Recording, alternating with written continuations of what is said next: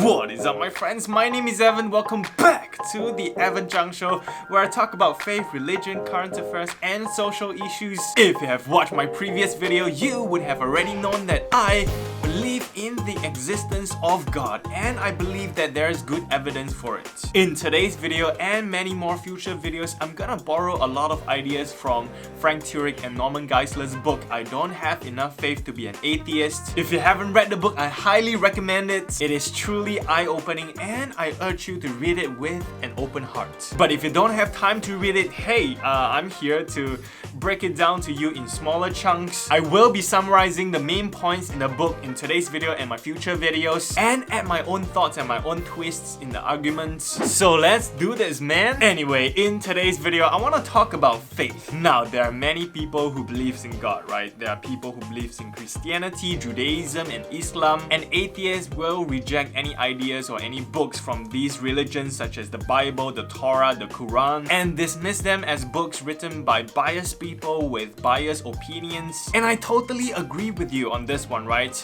But if you really think about it, isn't every book ever written biased with an biased opinion? Does it mean that you shouldn't believe in anything that anyone has ever written just because it is biased? Now, every book has an agenda, right? Every book wants you to believe in whatever they are writing, including books on atheism and even fantasy books. And you know what is the most popular fantasy books? Harry Potter, Lord of the Rings. The book draws you in, makes you immerse in the story, and it makes you fantasize and want to believe that the universe that the author has created is real. And all the science books also have an agenda. They want to convince you that their data and their research methodologies are correct and that they are presenting you the truth. So whether or not a book is biased or has an agenda does not prove or disprove its validity. What we have to do is to assess the book on its own, look at whether the book is telling the truth based on scientific, historical, archaeological evidences, and logical reasoning. Now, I'm sure that all of us has asked ourselves these 5 questions about our existence at some point of our lives. Number 1, our origin. Where did we come from? Number 2, our identity.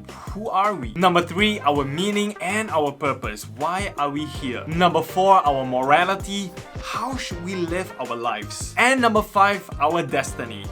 Where are we going after all this is over, after we die? The answer to all these questions really depends on whether or not there is a God. If God exists, then there is an ultimate purpose and meaning to our lives, which means that there's a right or wrong way to live it. But if there is no God, then our lives ultimately really means nothing. It doesn't matter how we live our lives or what we believe, because ultimately our destiny is gonna be just a little box underneath the ground. At this point, some of you might be thinking, okay, so let's say there is a God, right? But there are so many religions in the world. Which religion is the true religion? Or maybe all the religions are true. It doesn't make sense if only one religion is true, right? Because if one religion is true, that means that everybody else from other religions now and throughout the centuries will be wrong and they'll be damned. Well, I'll dive deeper into it in my future videos, but let's talk briefly about the world religions for a minute. The world religion can be divided into 3 basic categories: theism, pantheism, and atheism. A theist is someone who believes in a personal God who created the universe but is not part of the universe. For example, God is the painter and the world is the painting.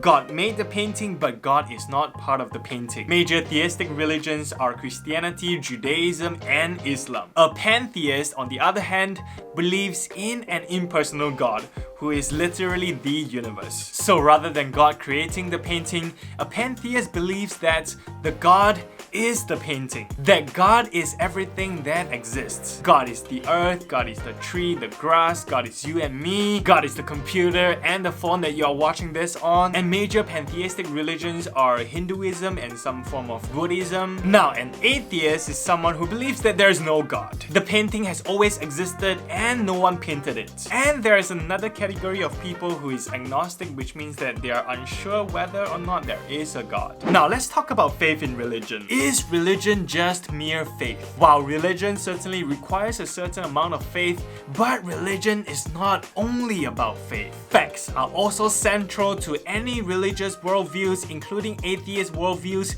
because everyone are making truth claims. For example, theists will say that the world has a beginning, but atheists and pantheists will say that no, it did not, that the universe is eternal. Now these are mutually exclusive claims, right? They cannot be both true. Either the universe had a beginning or it did not. And so does the resurrection of Christ. Christians say that he did, whereas other religions say that he did not. All these, whether the universe has a beginning or whether Christ has risen from the dead, there are both arguments for and arguments against these truth claims. And I want to encourage you to look into all the arguments both for and against all the religious worldviews and atheistic worldviews, and decide on which is the more compelling one and which is the one that requires the least faith. Because after all, believing in anything will require a certain degree of faith, even the belief that there is no God. For example, if you are an atheist, can you say for a certain fact, 100%, that there is no God? As limited human beings, we will never possess enough knowledge to provide us with the absolute proof on whether God exists or not. But we can evaluate all these arguments and evidences to come to a reasonable conclusion to believe in something beyond a reasonable doubt. If you are an atheist, consider this. Have you investigated all the evidences for the existence of God? And before you dismiss me and say that there is no evidence, have you read every book and heard every argument for the existence of God? Could you answer all the objections to atheism? Of course not, right? It is impossible. And sure, some theists and some Christians believe in God just out of pure faith, or they just simply want to believe in God. But so do lots of atheists who chose to believe in the non-existence of God just because it is more convenient for them. But whether people believe or do not believe in God just based on pure faith does nothing to prove or disprove God's existence. I will be diving deeper into the evidences of God's existence in my future videos, but what I want to do in this video is to show you that every belief and every worldview requires some degree of faith. This includes atheists who believes that atheism is true, just like all skeptics who believes that their skepticism is true. There's just no neutral position when it comes to beliefs. One true skeptic of a certain set of belief is a true avid believer of another set of beliefs. So atheists are just avid believers of their own belief.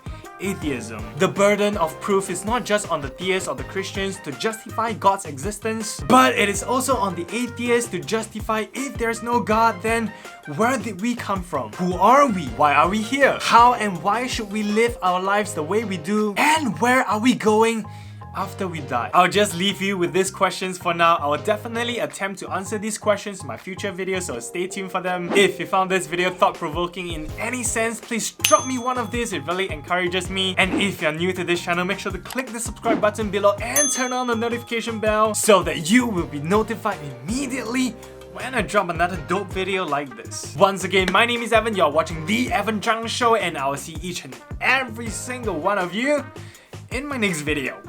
Bam!